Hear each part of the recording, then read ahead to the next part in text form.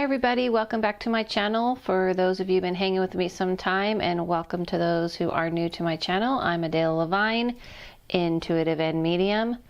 Okay, I'm excited to do this subject. I did a little poll once again, yet again, asking you guys either would you like two subjects. One was technology and the spiritual world and 1111. And it was actually, I'm going to confess, more people for 1111. What is 1111? Than it was for technology and spirituality. However, it was like a very small margin. So in that small margin, I made an executive decision to go ahead with technology and spirituality. Reason being is because I've had a lot of conversation about this lately, and I definitely feel like I will for sure do the next video on what does 1111 mean and all of that. But I really wanted to do this subject because it's just so fitting for the time, and it's something I feel very passionate about, and I want to get into it. So let's get into it. Spirituality and technology usually are coming across in the spiritual world as enemies, fighting against each other. Let's be real. It's true. I'm just going to call it like it is. They usually are at war. I don't think technology, what I mean by that, people who are into tech really are at war with people who are into spiritual things, but definitely spiritual people tend to speak a lot against technology, I was like tripping on the words because I do feel, honestly, it's not controversial, but there is like a lot of opinions on this. Here's mine. Since you called me up and asked, right? You were like, Adela, I asked. If you're on this channel, you did ask. But here's mine.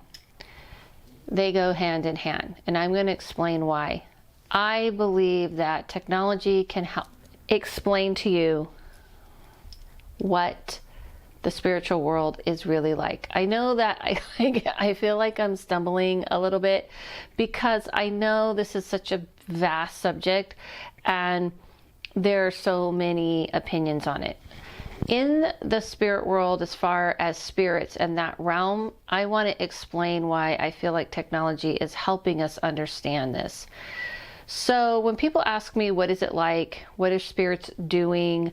What is the spiritual realm like? I always compare it to technology. And even way back when, like in the 80s and 90s, and such, although I wasn't really talking about this in the 80s, so I will say more like late 90s. I was always comparing it to, radio frequencies. When people were saying, how can you speak to this realm? Can we tune in? I always compared it to like putting your antenna up. Matter of fact, I was thinking about this, and it's kind of embarrassing, but one of the first things I wanted to kind of post about way back in the day, MySpace days. Anybody remember MySpace? I feel like I was writing something, I kind of remembered writing something about comparing abilities and being able to tune into that realm as the same as tuning in with a radio. And because that was the closest at that time to technology that we had that I could explain. But now in today's world, we have iPhones, and we have iPads, and we have computers, and we have all kinds of things, and we have the most important thing, which is the internet. And in the other realm, when people want to know how does the spirit realm communicate to each other, how can they talk to me while they're talking to, doing whatever it is they're doing, I always try to compare it to if you're sending an email, if you're on the cell phone, if you're texting, if you're like watching a YouTube video, like right now, while I'm sure you're texting or maybe sending an email out or something like this, you are basically putting yourself in more than one place. You're extending yourself out there. Like you are existing yourself. And not just that, but let's say the person like me who's done this YouTube video. Now I'm texting someone. Now I'm making a phone call. Now I'm emailing. I'm in more than one place. So that realm is able to be in more than one place at the same time. Yes, at the same time, and be able to efficiently connect to everything. Now kind of imagine our internet. Sorry, can't speak. Our internet, our interwebs. Imagine that is like that realm times a million. It's like how that realm works. It's very similar, except for ours is almost like the beginning of it. And one of the other things that is very similar is the idea of kind of our avatars, the avatars that we use on video games, or that we use in one of my favorite new things that I've been obsessed with, Animojis, which is an avatar, and things like this are representing us. Or is it really representing us? So sometimes you can have an avatar that's completely not the way you look, right? You can have something that's more like a fantasy version of yourself. And in the other realm, because all it is frequency, that the spirit realm and the higher beings are just a frequency, they can change themselves into any imagery that they want. So it is very similar, and that's what I try to explain to people. When people are saying, well, how can I know this is my father, or how do I know this is an angel, or how do I know this is an alien? I'm saying alien quotes because I'm saying, like, maybe you are seeing alien, maybe you're seeing an angel, maybe they're the same. And that's my point. In that realm, there's an ability to change the imagery. If you've ever seen the movie Contact, you should watch it. It's an oldie, but a goodie, with Jodie Foster. And in that movie, I won't give away the whole movie, when she sees her father, it's not really her father, it's the avatar of her father as the message is given to her. Because what is the main things that's said in that movie is that she would listen and she would be open to something that's familiar.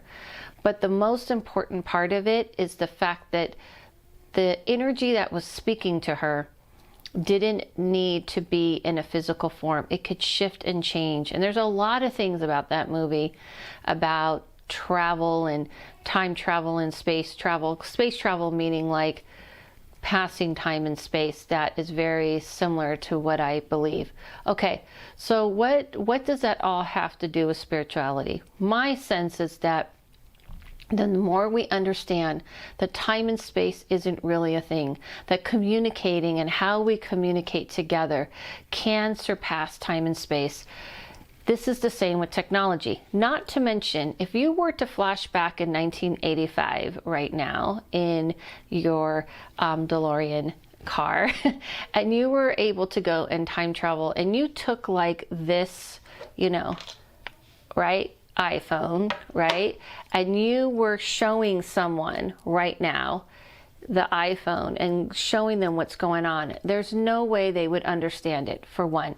So let's say you didn't have the iPhone in your hand. It just disappears and you are trying to explain to someone what an iPhone does, how does it work, that you can talk to someone instantaneously, that you can literally talk to someone on the phone, as thin almost as, how would we say this is thin? An iPhone sometimes can get as thin as a very, very like calculator, almost like the size of a calculator. And you're saying, like, listen, as thin as the calculator, not only can you make phone calls, but you're going to be able to know everything you need to know in seconds. You're going to be able to have food at your door in seconds. It would be very hard for people to understand. But let's go back even further. Let's say if you told someone this in 1920 and you're explaining this all to them, this would be hard for people to understand. How is this going to be possible? How are we going to be able to pass time and space and talk to someone and see someone on our calculator size device and order something? How does ordering even happen, that you can call and you can somehow magically have things appear at your door in the matter of a few hours, and maybe even an hour or less? That's what I'm trying to say. When you're trying to understand how this realm works, all you need to do is think of technology, which is why I feel people complicate how the spirit world works. They complicate it with all of these kind of like, well, when, you know, you have to turn around 3 times and you have to do this and you have to do that. And I don't feel like it's that. I feel like it's connected to, well, it's the idea of science we just haven't come to fully understand. We haven't come to understand it. But I feel if you use the idea of technology as kind of almost a blueprint of really how that realm works, and that we are slowly trying to catch up, we'll be more open and ready to the idea of communicating with beings, higher beings and spirits passing through time and space. So my belief is, do not fight progression. Progression is evolving as a person. And even though you may be afraid, a little bit afraid of technology, some people are, and the things it can do and where it can go, you have to kind of pause and think this has always been the case. You can have the same argument when, the phone was invented and TV was invented. There was always this fear that this was somehow going to end mankind in some kind of way. This is always how it is. And also, honestly, if I'm doing a YouTube video and I'm telling you on my YouTube video how bad technology is, which I've seen people do, they post things on the internet talking about how bad technology is and how terrible, and here's 5 reasons. Why are you doing it on something that is a technical, device and a technical like communication that like the interweb?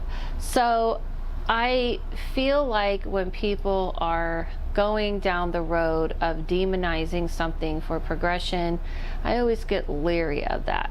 So how does that help us understand? It helps us understand in a way that we gotta know that things are progressing just like us. So the same energy and the same frequency that we're using to connect on this internet, and how we're using to talk to each other through our cell phones, and that we're using in all kinds of ways, is the same frequency we have within ourselves. We are just not tuning into it as much. I do believe it's going to help us have a more understanding, a broader understanding, and not be afraid of it. So I'm going to leave it with this one example. There was a new show, I don't know if you've heard of it, but it's called Upload, and it was about the idea that our consciousness could be uploaded into a computer and we can exist in our conscious state in another realm. And I kind of was like, okay, now this is about computers and consciousness, and I get it and everything, and I definitely think that's something people want to figure out how we can do. But if you kind of broaden the spectrum of understanding, and I kind of looked at it like, when I have seen that realm, that's pretty much all it is. It's another realm that you're able to control with your consciousness. In this movie, though, of course, sorry, it's not a movie, it's a TV show. My correction. Did I say movie or TV show? It's a TV show. In this TV show, there is someone kind of, pulling the puppet strings in this world. So kind of minus that. In this other realm that people exist when they pass, and even before they pass, and higher beings, if you think of something, it appears. If your mind wants it, it appears. Now, isn't this something we want to work on? Isn't this something people are trying to work on, to be able to control computers, your phone, maybe through just connecting right to your mind and thought? Isn't it? So if you look at it more like these are stepping stones and kind of sticks and stones, like caveman era of learning how these other realms work, you may look at it a little bit differently. So I hope that made sense. I'm sure I'm going to do another video on this. I do feel that this is actually very important. I do feel that it gets dangerous if we split things, just like taking science away from spirituality. Everything can work together. You're always going to find a corruption in any progression or any invention or anything new. There's always going to be the yin and the yang of it, right? There's going to be the good part of it, and there's going to be the negative part of it. That's a given. So just remember that moving forward and evolving isn't the bad part. It is what we decide to do with it and how we can learn. Not to mention, if you take a look at it, you may understand a little bit more how that realm is existing. And always remember that when we find it hard to believe, there's always been things that people have find hard to believe. And then we learn and we grow and we discover. Thank you guys for joining me. I wanted to remind everyone once again that I'm continuously having my 50% off my readings with the code PEACE. And also I'm doing a class this Saturday. I'm doing a class on opening the gates and manifesting. And this class is actually about how to go directly, what I'm talking about today in this video, to that realm, pull and create something physical in this realm, whether it's health, finance, and things like this. Sorry, I thought I heard something fall. I got jumpy. Anyway, I created that magic. Anyway, so it's going to be this Saturday. You can go to my website, Adele Levine, to sign up. A lot of you already have, so I'm super excited about this class. And also, lastly, subscribe and put that little bell on if you want to know when I've loaded up a video. Thank you guys so much. Follow yourself, follow your inner intuition, listen to that inner voice inside of you that's guiding you, and I'll see you guys soon.